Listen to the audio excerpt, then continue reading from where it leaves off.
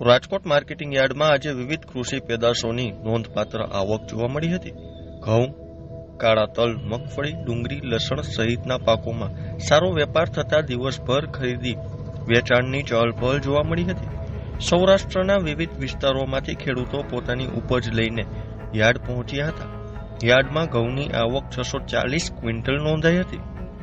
ઘઉંના ભાવ 490 થી 580 રૂપિયા પ્રતિ મણ બોલાયો હતો. યાર્ડમાં કાળા તલની આવક 700 ક્વિન્ટલ થઈ હતી. કાળા તલના ભાવ 2600 થી 3740 રૂપિયા પ્રતિ મણ બોલાયો હતો. યાર્ડમાં ઘઉં અને કાળા તલની સાથે સાથે અન્ય પાકોની પણ આવક થઈ હતી. એરંડાની આવક 420 ક્વિન્ટલ નોંધાઈ હતી. એરંડાનો ભાવ 1350 થી 1415 રૂપિયા પ્રતિ મણ રહ્યો હતો. ઔદ્યોગિક ઉપયોગના કારણે એરંડાની માંગ યથાવત રહેતા બજારમાં સારો વેપાર નોંધાયો હતો. લસણની આવક 220 ક્વિન્ટલ થઈ હતી અને તેનો ભાવ 1080 થી 2121 રૂપિયા બોલાયો હતો. લસણના ભાવમાં ગુણવત્તા પ્રમાણે મોટો ફેરફાર જોવા મળ્યો હતો.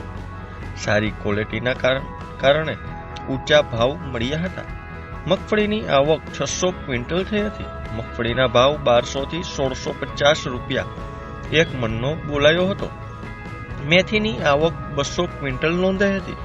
મેથીના ભાવ 960 થી 1680 રૂપિયા પ્રતિ મણ રહ્યો હતો. યાર્ડમાં ડુંગળીની આવક 4560 ક્વિન્ટલ થઈ હતી. ડુંગળીના ભાવ 90 થી 310 રૂપિયા મળ્યો હતો. જ્યારે બટાકાની આવક 1402 ક્વિન્ટલ થઈ હતી. બટાટાના ભાવ 125 થી 460 રૂપિયા મળ્યો હતો.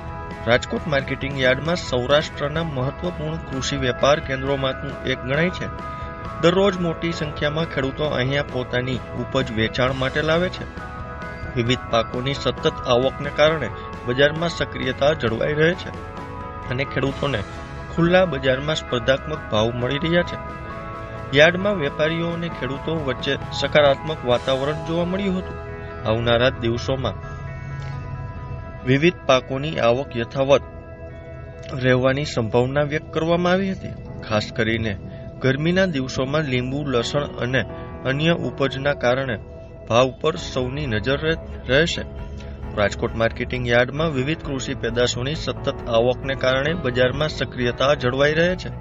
વેપારીઓ અને ખેડૂતો વચ્ચે સકારાત્મક માહોલ જોવા મળ્યો હતો અને આગામી દિવસોમાં પણ વિવિધ પાકોની આવક યથાવત રહેવાની સંભાવના વ્યક્ત કરવામાં આવી હતી.